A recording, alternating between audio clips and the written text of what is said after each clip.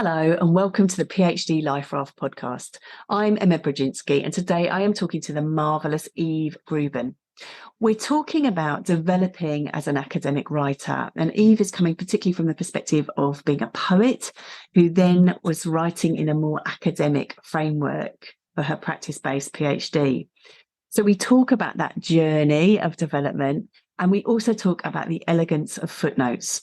So I do hope you enjoy this episode.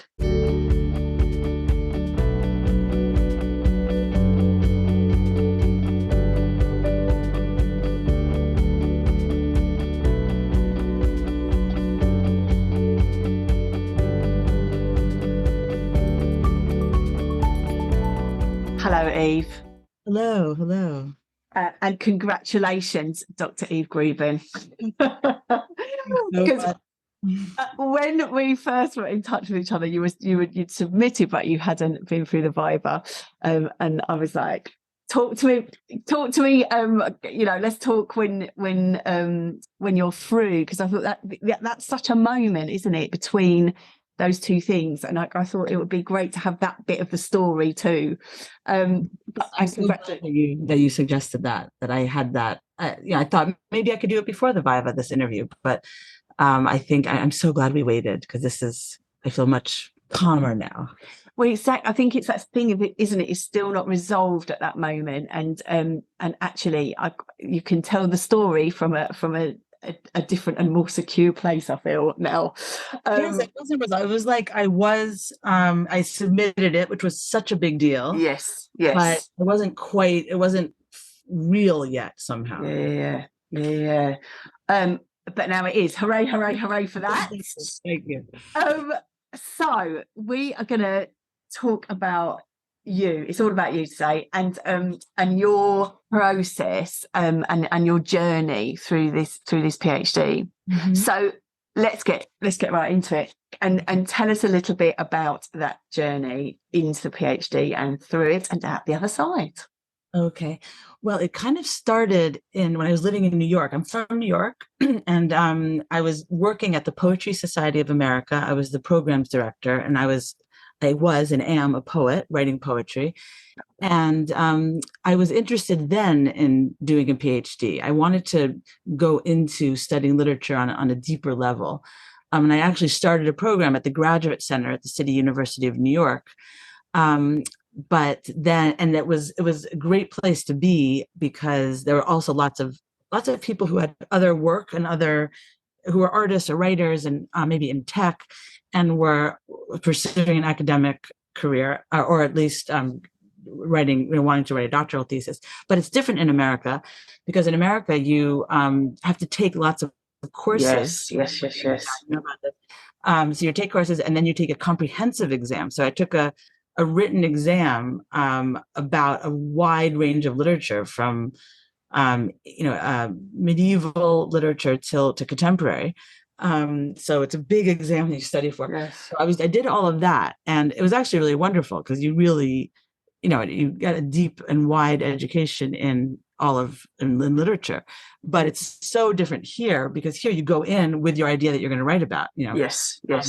So I didn't know anything about that. So I was doing that in America, and then I moved to London in the middle of all that, and kind of just stopped the PhD. And I moved here not for work, not for my studies, but for love. I moved here for love. Oh, the best reason.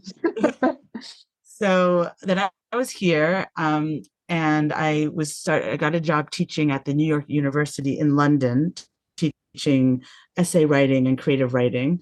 And I wanted to start up again on my PhD, and I looked into various programs. And at the same time, I was writing poetry. I was publishing poetry here, and I applied to the AHRC TECHNE funding. Are you familiar with this? I am. Yeah. Yes, I've worked with TECHNE. Amazing.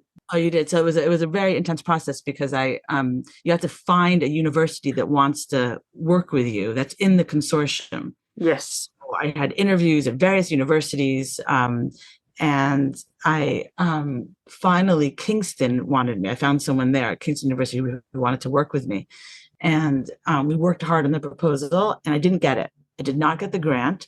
And then that Kingston said to me, we think you're going to get it. We can help you again. You can be enrolled as a student here for a year, getting guidance from us to write this grant again. And I did that. And then I got the grant. So, and then I started the process. And so that was it. And then I started at Kingston, and it was quite a long process because I had a baby in the middle. Nice. And then COVID happened. So it was ended, but then I got through it. So that is kind of just the basic, like, bare bones story of. I love it. I love it. That is not a basic story. That's a wild ride. That is. And with all the best themes in it, right? Love and rejection and birth. Yeah. But actually, I want to just pick up on that rejection moment, because I think that's really worth knowing in terms of, because this is very common that people put in for a grant, it gets rejected first time, and you go back and you can resubmit, and a rejection is not the end of the story. And I love that that's part of your story in terms of go away working on it.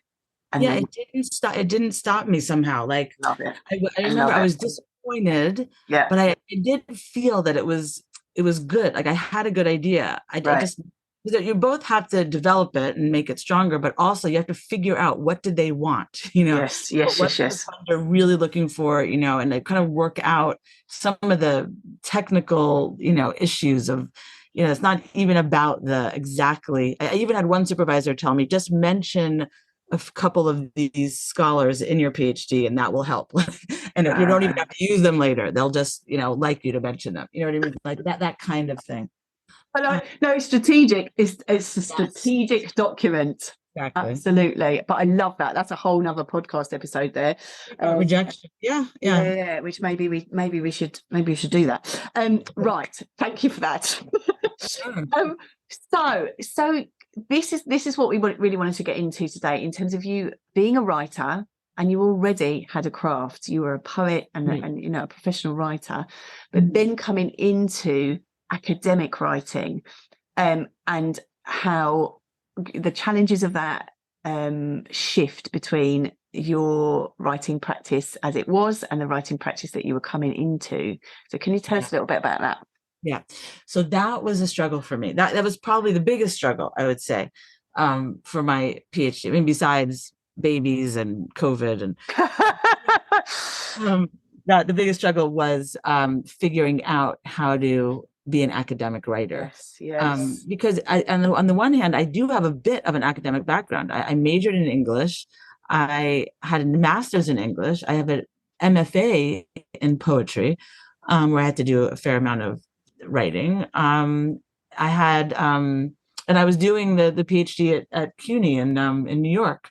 So it's not like I was unfamiliar with academia, but a PhD is a different animal. Like, yes, it really yes. It's really another level. It's not a master's. It's something else. Like, we really are presenting something original that you have to really know is original and feel confident that it is, and kind of also you have to feel like I'm a part of a conversation that is talking about this, and I have something to contribute that is new to this conversation. So you're kind of in a community of other scholars, thinking about this idea. And I think that's another level. Like, the MA is not, you're not thinking about that on the same level. I did this. It's not in my experience. Well, I love that, and I love the way you've put that in terms of that you are contributing to an ongoing academic conversation. That's really beautiful, and absolutely, and that is the difference, and that does trip people up. It's not kind of reporting on what's going on; is you're kind of actively engaging in that conversation. Yeah. So I really had to learn that, and it was totally new to me. And the other thing that was hard for me was I was used to reading and writing essays. I would read a lot of essays by poets. So there's wonderful books of essays by poets about poetry. I would read literary journals, poetry magazines about poetry. And I was very used to a certain type of writing. There's wonderful essays by American poets like Jane Hirschfield or Louise Glick. Then great book. The University of Michigan Press puts out a series of essays and interviews with poets, and I read all this stuff for years. And so the writing is often like, if a poet's writing about poetry, they'll write about a Sappho poem and a T.S. Eliot poem in the same sentence. They'll bring, it's like they think of poets often, many poets think of poems as a kind of like a group of friends who write, whether they're from, medieval times or, contemporary China. And so I really had to understand, like, how to ground myself in the context, like in historical context. Right. I just thought, I was just used to writing. And the fact is, writing for me was not the challenge. I liked writing. I could write about poems. I could write 10 pages about 1 or 2 lines of poems. I mean, literally, I found an exaggeration. I could just really go into a poem. That was good. And that helped me with my PhD. But that couldn't be everything. I had to kind of get the historical context and really differentiate between different time periods and different cultures and not just bring it all together into this like happy world of poets and poetry. I love what you were saying there in terms of grounding yourself and grounding yourself in context. And I just wonder, how did you do that? How did you go about that? It took a while. I had to learn. I mean, so I would do all this writing, and my supervisor, they would like what I was doing to an extent. I think also I could see my supervisors trying to have to figure out what was wrong, because I could tell something was off. But the writing was, I think, pretty flowing and clear, and the analysis of the poems was strong. But they had to kind of explain to me, like, it's not enough just to be able to write well about poetry. You have to really understand, like, who is writing, when, why, and put it in historical context. So, for instance, I write a lot about Emily Dickinson, 19th century American poet. She's central to my thesis, and I really had to. I couldn't just write about her poems as if they were like kind of free, creatures kind of just hanging in the air. I had to connect them to a place and a time, and coming out of a specific place and time. So I had to read a lot. I mean, it comes down to also reading a lot of how people do it, how other people do that. Right. A lot of that. And so that was it. And it's not, we're talking about historical context, but also the other thing was just learning this idea of you're in a conversation with other scholars. And that is something I had to learn as well. I hadn't truly done that on this level before, where I'm reading other scholars and we're in a conversation. It's not, I think I was used to the idea of maybe arguing against someone. Right. Either against or for. Either you use someone to support what you're saying, or you use someone to say, no, I don't agree with that. There's something more nuanced than that I had to do. Where there might be an article, some of it I agree with and some of it I don't. Or there might be something I don't agree with, but even the thing I don't agree with is helpful to me. That was something I learned. Like, it's like, this is an interesting idea that is not doesn't really support what I'm saying, but it helps me to consider it to get to the next level, the next thought, or the next, so even the ideas that were, not supporting my thesis helped me along in some way. Makes absolute sense. And I think it's that sense of kind of critical engagement, isn't it? Critical, not as in being trying to pull things apart, but critical as in truly attending to what is going on in what that other person is saying, so that you're able to then see how that fits with your understanding, as you say, and build that. And this sense of rigor in terms of contextualizing, rigor in terms of attending to the material, which, as you say, is a kind of, if it has a slightly different well, not even slightly different, actually can have a wildly different feel to a more kind of creative response. Not to say it isn't creative, because I don't want to lose that sense of, I think it can be incredibly creative to attend to something with great attention. But yeah, I can understand the challenges there. Yeah, it was very challenging. So it took a while to learn. And so did the writing then, well, this is a daft question, isn't it? Did it look different at the end? Of course it did, Emma.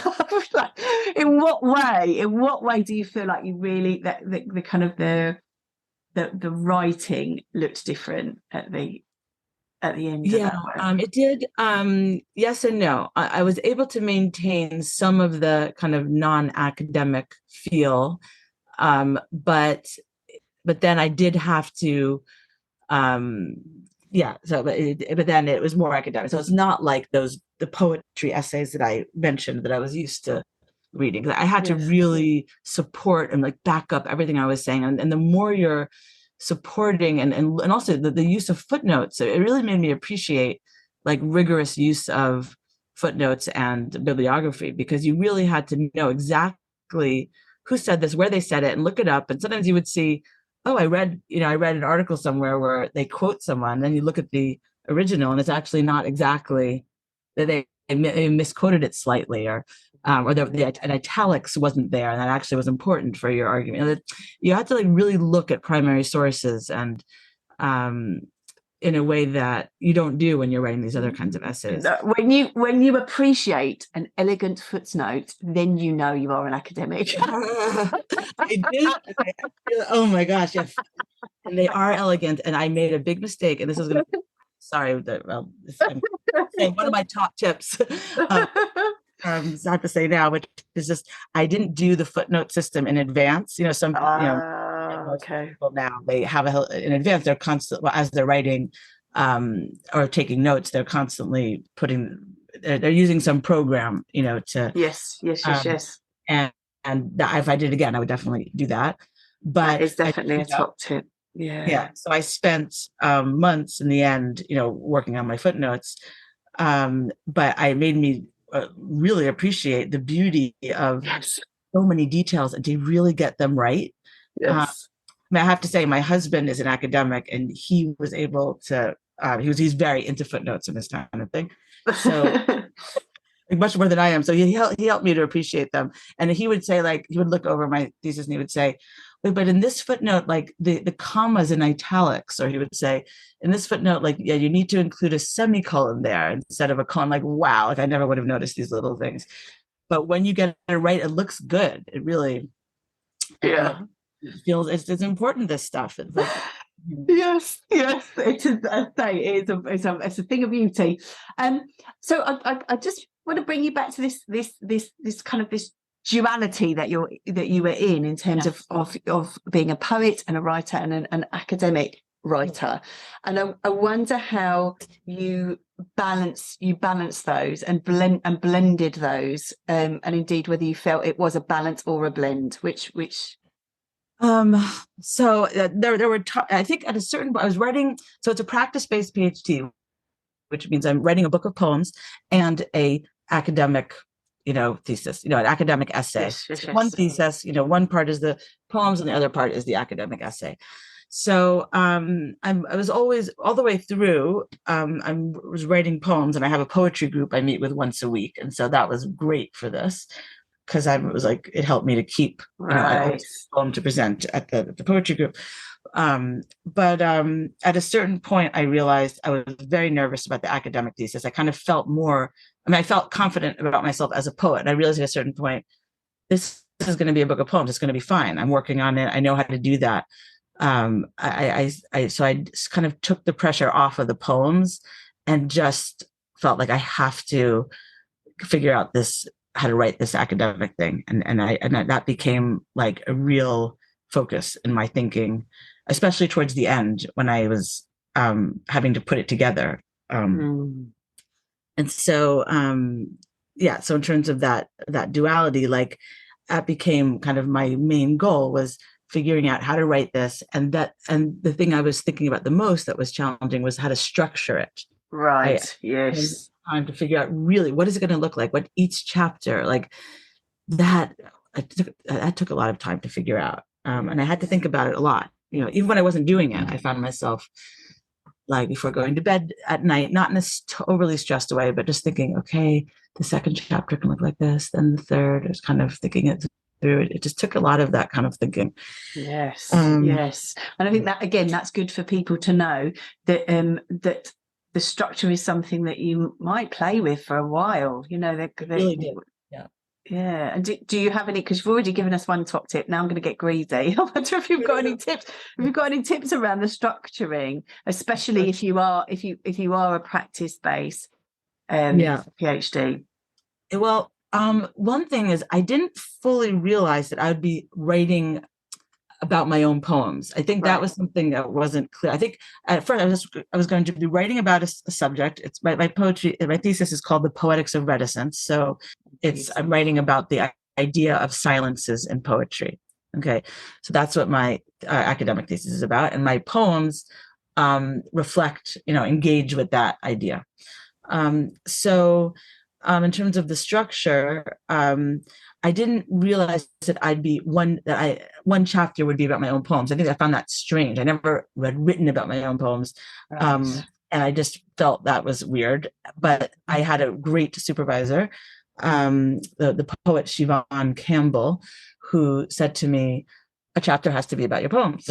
She just said it very clearly. Right. She did a practice-based PhD herself. And she said that could be the last chapter of the thesis. And so it was. That's what it ended up. That's what I ended up doing, and so that helped. That solved that problem where I know the last chapter will be that. Okay, fine. Right. And then the next thing I had to figure out was, do I want the literature review to be its own chapter? And literature review meaning a review of the scholarship of my subject. Yes. So so at first I was not going to do that. It intimidated me, the idea of spending a whole chapter on other scholars on the subject. I was very intimidated by that idea. And I thought, I'm just going to, write up my idea and I'll mention other scholars as I write. Yes. And then I think I must have gotten more confident and realized I can just do a chapter on this. That's okay. And then my supervisor, Meg Jensen at Kingston University, she encouraged me and supported that idea. And I did a chapter on the scholarship, and that was grounding, because I saw it made me feel like I think I felt more like an academic with that chapter. I felt like, here I am really looking at what is out there on this subject. What do I have to say about it? And then I had to organize that chapter. That took a while. Like, how do I organize the literature review? But in terms of advice about that, I just had to see what are the interesting categories for me around the scholarship on this issue. And then I organized it around 4 different categories. And I thought there were 4 sections in the literature review, looking at my topic, and looking at the scholars who, talk about, my topic. So I had maybe 2 or 3 scholars in each category. So once I had that structure down, I could kind of be like, okay, I could breathe, and then I could put that together. It took a while though. I love that. And I do think it is a bit like, sort of decorating a house or something, isn't it? In terms of where things are going to go, and the furniture might need to be shifted around a little bit, and it's worth taking your time to get it just in the right spot. And as you say, I think there are particular challenges then if you are, where will you talk about your work, where will the practice be within that, and I love that you've given a supervisor shout out, because we love that here, people who are helping others on their way. I love that. Gosh, so important. Eve, I'm aware of time. It goes so quickly on this podcast. It goes so quickly. And you've already given us a couple of top tips, I know. So I always ask at the end for some top tips, but we've already got them. So I just wonder if there's any other thoughts that you would like to leave us with. I guess the one thing that helped me a lot in the end was to really ground myself in knowing who I am. Like, even though, as I said, I had to figure out how to be an academic, how to write like this, how to, learn how to, use footnotes and on that elegant high level, and Yes. Contextualize what I'm writing about, and engage with scholars in an academic way. But at the same time, I'm a poet, and I had to use that as well. And I'm an American poet, and so I had to be kind of clear with my identity.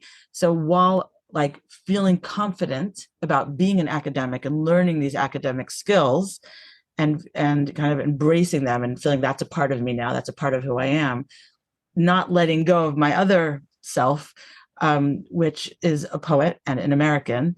And I could bring that to my thesis, both to the work and also to the Viva. And so actually what I did before the Viva, besides I spent weeks reading through my thesis and taking notes and preparing, but I also listened to and read interviews and podcasts with American poets, because I felt like I got so deep into being an academic that I had to come out of that and get back into my original self, which is an American poet.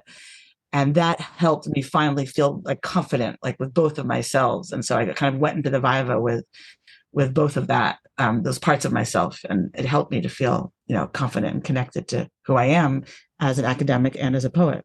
Oh, I love that so much.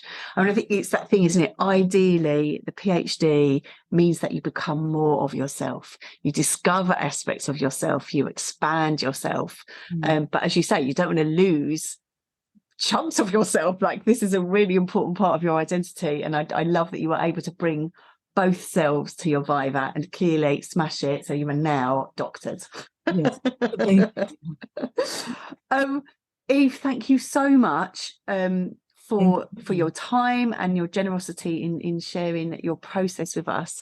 We're going to have your details in the show notes, because I know you now support other people who maybe work in particularly practice-based poets who are doing PhD work now. So that will be in the show notes. Great.